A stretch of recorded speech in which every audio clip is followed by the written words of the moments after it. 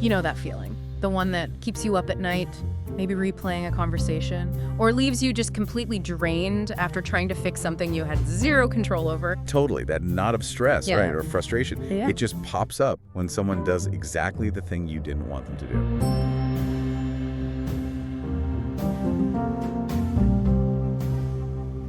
It's universal, isn't it? That feeling that your own peace is somehow tangled up with what other people do or think or, just their choices. Absolutely. It's like we're constantly reacting, feeling pulled around by everything external, by what people say or do. And honestly, it's just exhausting. It really is. So what if there was a way to just step out of that loop, to stop letting other people dictate your feelings, your energy, and ultimately your own life? Well, that's the core challenge we're diving into today. Exactly. It's the Let Them Theory by Mel Robbins.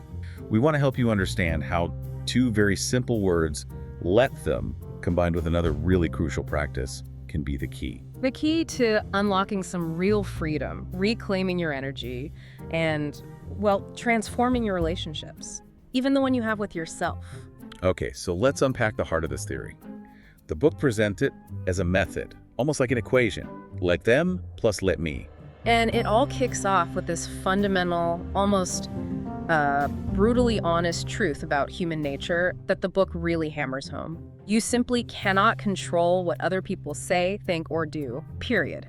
Trying to control the uncontrollable. That's where we lose, right? The book argues it's not just pointless, it's where we lose our power and just drain every last bit of our energy. Right, that constant, often unconscious effort to get others to behave the way we think they should, or maybe react the way we want them to. That's the source of so much internal conflict, so much stress. So the first piece is let them. What does embracing that actually look like? What does it mean? Well, at its core, it's a conscious decision. You're deciding to allow others the full freedom to think, say, or do whatever they're going to do. Even if it's negative or annoying. Yeah, even if it goes against everything you want, it's deliberate release. Let go of that need to manage their behavior or, dictate their reality. The author shares this fantastic and honestly super relatable story right here at the beginning about her son Oakley's high school prom. Ah, the prom story. She'd done proms with her daughters, figured a son's would be way easier. Spoiler alert, it wasn't. It's such a perfect example of how quickly those controlling instincts can just kick in. Yeah. She's stressing about the tux, the date, hosting the party, all of it. And then, right before they're supposed to leave, the corsage drama hits. She made this beautiful corsage, and Oakley is just shut down. Adamant his date doesn't want it. And she's trying to push it, right? Trying to get him to just take it, looking for backup from her daughter. And the daughter's already wearing her own corsage, totally oblivious. The author feels completely mortified. Yeah. And just as this little drama is playing out, it starts to pour rain. Oh, no. And none of the 20 kids or the parents have umbrellas, so the author's instantly worrying they're going to get soaked, they'll ruin everything. You can just feel the anxiety building. And then, the final straw. She overhears the kids planning dinner, or rather, planning the lack of dinner. 20 teenagers in tuxes and gowns, heading into a downpour, with 0 restaurant reservations. And their plan is? Squeeze into some tiny taco place. Okay, that's the moment many of us would just feel that urge to take over, right? The author describes her body getting ahead of her, that immediate instinct to scramble, search OpenTable, order pizzas, fix this clearly suboptimal situation. And this is the pivot. Right in the middle of this rising panic, this urge to micromanage everything, she just stops. She stops. She walks up to Oakley, gives him $40 for the taco place, tells him to have an amazing prom, and just watches him walk out into the pouring rain. Wow. And how did that feel? She says in that moment, she didn't care about mud on the dress or ruined sneakers. It felt genuinely freeing. That's the initial power of let them. Letting her son and his friends figure out dinner in the storm on their own terms, even though it was totally different from what she would have planned or worried about. It was releasing that huge burden of trying to manage everything outside of her. Exactly. And gaining control over her own reaction and energy instead. But like you said, the book makes it really clear, let them is only half the equation. It's a crucial first step, often about acceptance, but the second part is where the real empowerment kicks in. Let me. Right, this is where you pivot all that energy and focus back onto yourself. What can you actually control? Your own thoughts, your words, your actions. Exactly. It's taking full responsibility for your own needs, your own well-being, and how you choose to respond to whatever life or other people throw your way. There's another really good story that connects these two pieces. The author discovers some friends went on a trip without her, saw the photos online. That immediate gut punch feeling. Right, that familiar spiral kicks in, feeling left out, wondering what she did wrong, that intense urge to somehow fix the relationship. The old pattern would be to just dwell on it, ruminate, maybe make up stories in her head about why she wasn't invited, maybe even start feeling resentful toward them. But applying let them stop that spiral. It cut through that immediate emotional reaction, that urge to control her friend's choices or feelings. She accepted?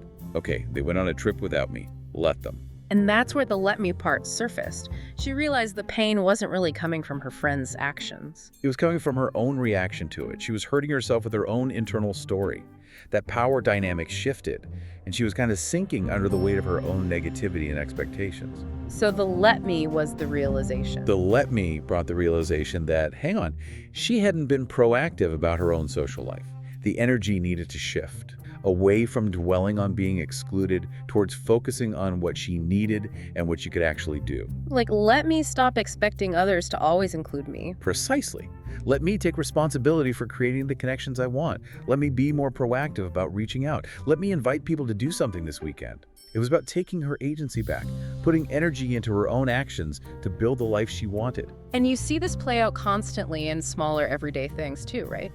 The book uses the example of the slow checkout line at the grocery store. Oh, that classic one. The immediate impatience. The urge to tap your foot, check your watch, maybe let out a big sigh. Or the person coughing nonstop on the plane right behind you. Yeah.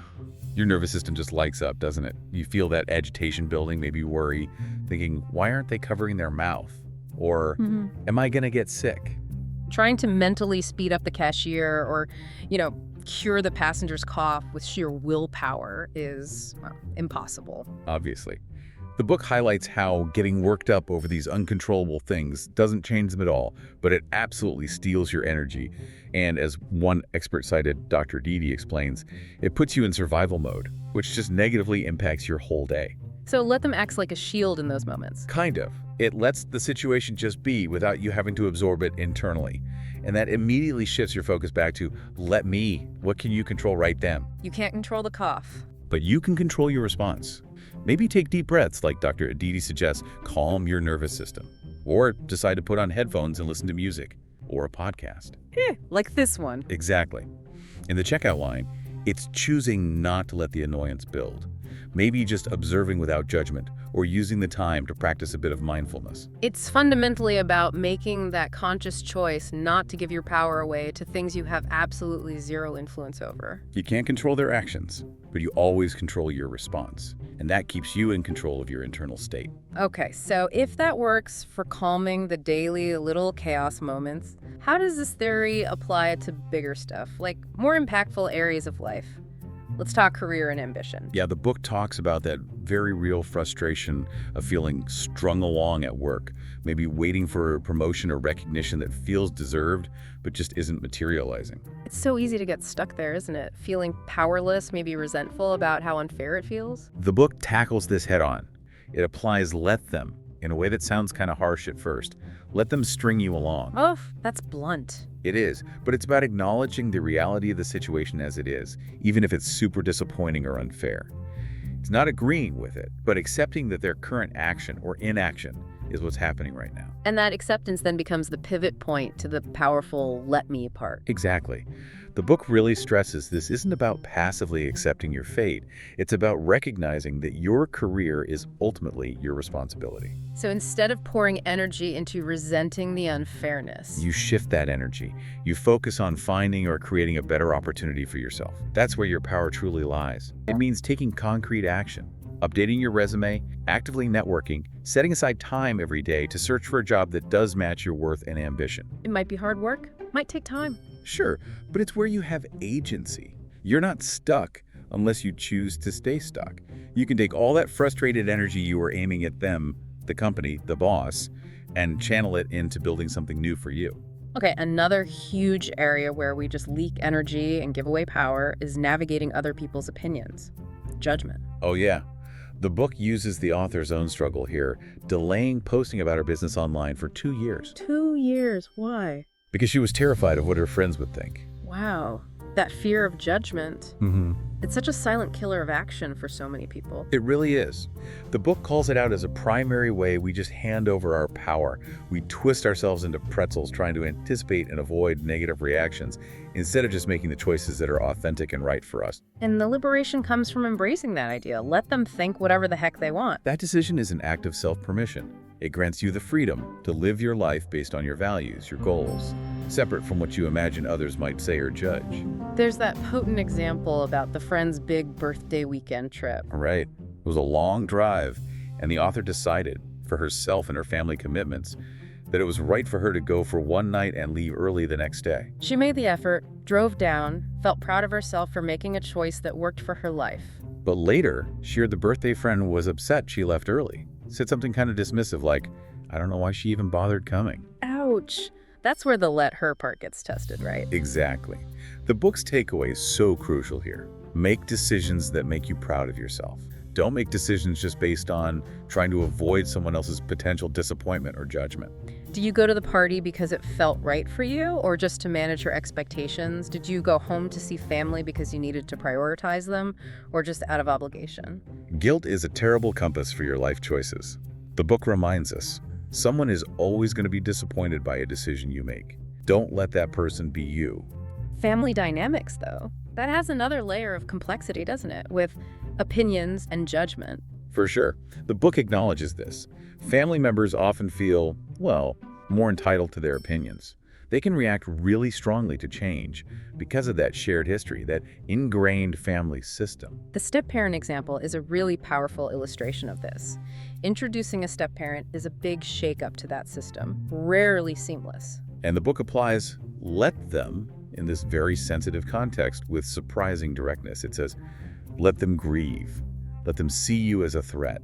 Let them feel their emotions. Let them have time alone with their parent. If they don't have to like you, let them. Wow, that's not about condoning bad behavior, is it? Not at all. It's about recognizing their reaction is theirs to have. It creates space, acknowledges their perspective, their emotions, even when it's really challenging for you. And the flip side, the let me for the step-parent. It's about how they choose to show up in that difficult dynamic, acting with grace, with compassion, being the adult, focusing on their own response to navigate all those complex feelings. This connects really well to that concept the book introduces from Lisa Bilyeu, the frame of reference tool. Yes, this is so powerful. It's about consciously trying to step outside your own head and into someone else's shoes, just for a moment. Trying to understand where they're coming from, based on their life experience, their history, maybe their fears. The author uses her own experience. Her mother's initial reaction when she was marrying her husband, Chris, who was from the East Coast. At the time, she felt hurt, unsupported, thought her mom was judging Chris or the relationship.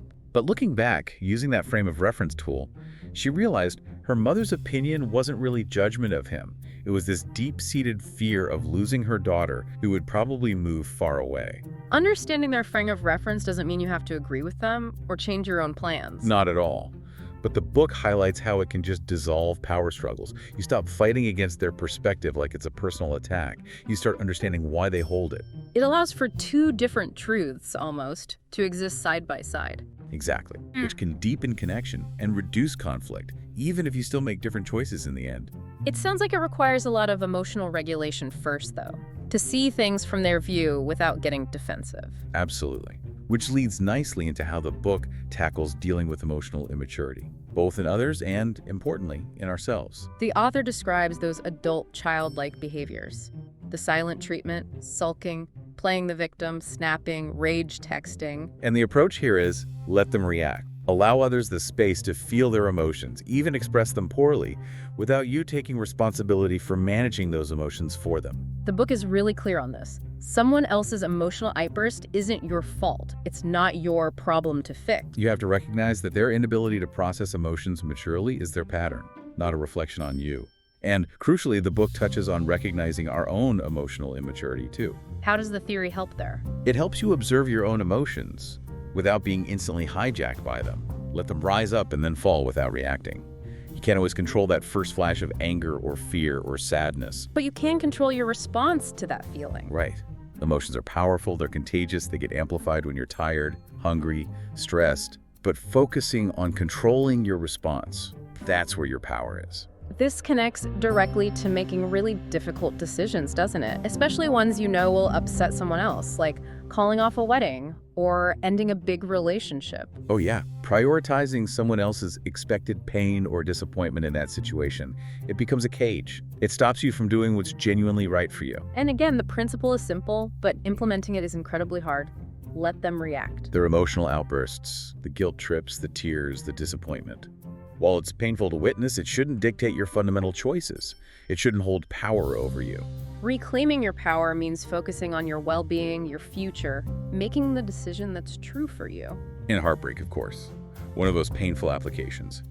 The book validates how incredibly hard it is. It references things like the 30-day no-contact rule from therapist Ann Davin. As a way to break old patterns, create space for healing. Exactly. And the grieving process itself. Yeah. The pain, the crying, that urge to reach out and having to resist it's framed using let me. Let me grieve, let me cry, let me resist reaching out. It's acknowledging and allowing that necessary, even if painful emotional process to happen. And the book offers some really solid research-backed strategies for moving through heartbreak, all emphasizing that let me part, taking action for yourself. Right. These actions aren't about magically erasing the pain, but about actively building your own life again, finding your feet, removing reminders, refreshing your space, actively seeking support from friends, family.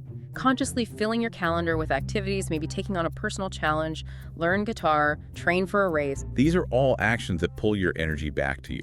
They're about building your life, finding joy and purpose in your own efforts, finding pride in what you are creating for yourself. The book ends that section with a really provocative question. Yeah.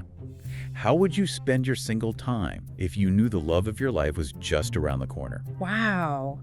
That completely reframes the painful present, doesn't it? Turns it into a time for preparation, self-investment, shifts the energy from loss to potential. Exactly. Okay, another big one the book dives into, comparison. The comparison trap. It acknowledges, look, it's natural, we compare. But it becomes toxic when you fixate on stuff you absolutely cannot change: height, body type, family background, inherent talents. Like the author's daughter comparing herself miserably to her sister's different body type and abilities. That kind of comparison is just useless self-torture. You have to apply let them there too. Let them have their unchangeable traits, their successes. Measuring your worth against things you can't alter or letting their wins diminish you, that's self-inflicted pain. But the book also offers a powerful reframe, using comparison as a teacher. Yeah. Other people's success can actually show you what's possible. It can provide a roadmap. Let them lead the way. So turning jealousy into inspiration. Exactly. The story of Molly and her irritatingly successful neighbor is a great example.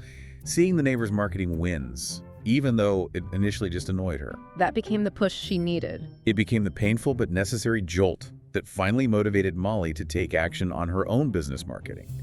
Sometimes, seeing someone else do the thing you know you should be doing, even if it feels irritating, is exactly the kick you need to change. The point isn't that their success shrinks your chances. No, it expands your view of what's possible. It's about shifting from playing against others, constantly measuring your hand against theirs, to playing with others, seeing their success as proof, and focusing on playing your own hand the best you possibly can. This ties into another really common challenge as we get older, adult friendships. That feeling of, wait, where did all my friends go? It feels almost universal. The book gives it a name, the Great Scattering. It's that phenomenon where friendships naturally change, scatter, as people move through different life stages, marriage, kids, career changes, moving away. It highlights that shift. Friendship goes from being a group sport, driven by proximity when you're younger. To more of an individual sport as an adult. Requires more intentional effort. Exactly. It mentions research like the 200-hour rule for forming close friendships, explains that just being near someone, like coworkers, isn't enough. Timing and energy have to align too. Right, which explains why that colleague you spend 40 hours a week with might never become a close friend. Your life stages, energy levels, availability outside work might be totally different. The author shares her own past regret here too about handling a shifting friendship dynamic badly. Admitting her own anger and jealousy about being excluded made her kind of toxic. Yeah, she even says, I wouldn't want me at a barbecue either, which is brutally honest self-reflection. She reflects that if she'd applied, let them be friends. Back then, just accepting the group dynamic was changing. They were connecting in ways she wasn't part of, right? That would help her process her own feelings more healthfully. instead of defaulting to blame or resentment. And using let them can also just clarify the reality of friendships, right? Sometimes it shows you which ones have become really one-sided. Definitely. When a friendship fades, the book suggests looking at the facts without judgment. Has proximity shifted? Timing, energy. It's often just that simple. But critically, the book pivots hard to creating new friendships using let me. Yes. The author shares her own tough experience moving to a new town at 54, feeling lonely, miserable for a whole year because she was just completely passive about it. Until she remembered her own advice to coaching clients, give it a year. Commit to something for a full year before deciding if it's working. And she shifted. She adopted what she calls the habit of going first. Which means, Let me be the first to introduce myself. Let me be the first to ask that neighbor to go for a walk. Let me share my phone number. It's this powerful emphasis. Adult friendship isn't something that just magically happens to you. it's something you create. Through intentional effort, often one slightly awkward conversation or invitation at a time. And the payoff, like she found, is building a real community, finding amazing people, precisely because you took responsibility for making those connections yourself. The book also talks about flexibility in existing friendships, using let them. Like, let them not text back right away, cancel plans, fall in love and get busy, move away, prioritize their kids or partner. It's not a personal rejection, it just reflects their life circumstances at that moment. Exactly. The focus stays on let me, be understanding, keep making effort without expecting immediate payback while knowing your own limits. Trust the connection is still there even if the timing's off, and believe new friends are always possible if you're open to creating those connections. This approach clearly needs a lot of that emotional maturity and regulation we talked about earlier. It really does. And the book doesn't shy away from one of the hardest places to apply this theory, when you desperately want to inspire change in someone you love. But the core principle holds. You cannot force or pressure adults to change. Let adults be adults. Because pressure, especially nagging or pleading, it usually backfires, damages the relationship. It triggers that natural human need for control, for autonomy, and just leads to resistance. But you can influence change. Yes. The key is that let them removes the pressure. It creates space. The goal is to inspire them from within so the desire for change feels like their idea, not something you're imposing on them. The book introduces some practical tools here too, right? Like the ABC loop. Yep, ABC.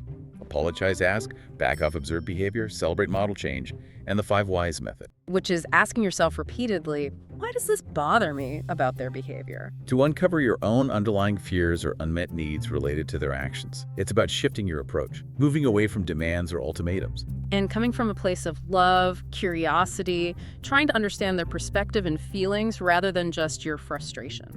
And modeling the behavior you want to see. Yeah. Also incredibly powerful. Be the change you want to inspire. The book also touches on the science behind celebrating progress, even tiny steps. Right. Immediate positive rewards boost intrinsic motivation. Sincerely complimenting your partner when they do the dishes without being asked, for example, it makes that chore feel more appreciated, makes them more likely to do it again. It's about using influence through understanding and positive reinforcement how human motivation actually works, instead of falling into those ineffective traps of pressure or criticism. Which leads naturally into another really tough area. Supporting someone you love who is genuinely struggling, maybe with mental health, addiction, deep grief. And the book states a hard, necessary truth here. You cannot want their healing more than they do. And honestly, not everyone is ready to accept help or start getting better. There's a significant warning, too, about the trap of rescuing. Yes, the more you rescue, the more they sink. That feels so counterintuitive for caring people. It does. But rescuing, even with the best intentions, often stops the struggling person from facing the hard realities or consequences that would actually build their resilience, their internal strength. The author shared that painful story about letting her anxious daughter sleep on her floor. Which, instead of helping long-term, actually reinforced her anxiety and avoidance. Allowing natural consequences sometimes is necessary for healing and growth. The book gives that tough example of an adult child violating terms of support. Sometimes the hardest let them struggle is cutting off financial help. It feels cruel in the moment, but it might be the necessary rock bottom that forces them to find their own internal resolve. Like the author's husband, who had to rely entirely on himself when his brother wouldn't lend him money. That was formative. So the distinction between rescuing and genuine support is critical. Absolutely. Support means standing by them, holding hope, letting them borrow belief, in their ability to heal, offering practical help that creates an environment for healing without enabling avoidance. Like the examples after the author's difficult delivery, people cleaning, sitting with her, taking her out, bringing paper plates. Exactly. That kind of support empowers them to face their struggles with resources. Rescuing often prevents them from facing those struggles by shielding them from necessary discomfort or consequences. So we've covered applying this theory to kids, partners, friends, family, colleagues, but the book ultimately brings it all back to the most fundamental relationship. The one you have with yourself. The book asks you, the listener, to turn these principles inward. Are you applying let them and let me to your own inner critic, to your past mistakes? Are you respecting your own boundaries, showing yourself compassion when you mess up? Are you pursuing your own dreams, your needs, without waiting for external validation or permission? It really drives home that point. You are the love of your life, the foundation for building a fulfilling life, meaningful relationships with others. It all starts with how you treat yourself. Let them be who they are, but more importantly, let yourself be who you truly are. It's about granting yourself that same permission, freedom, acceptance you're learning to give others. It starts right here, inside.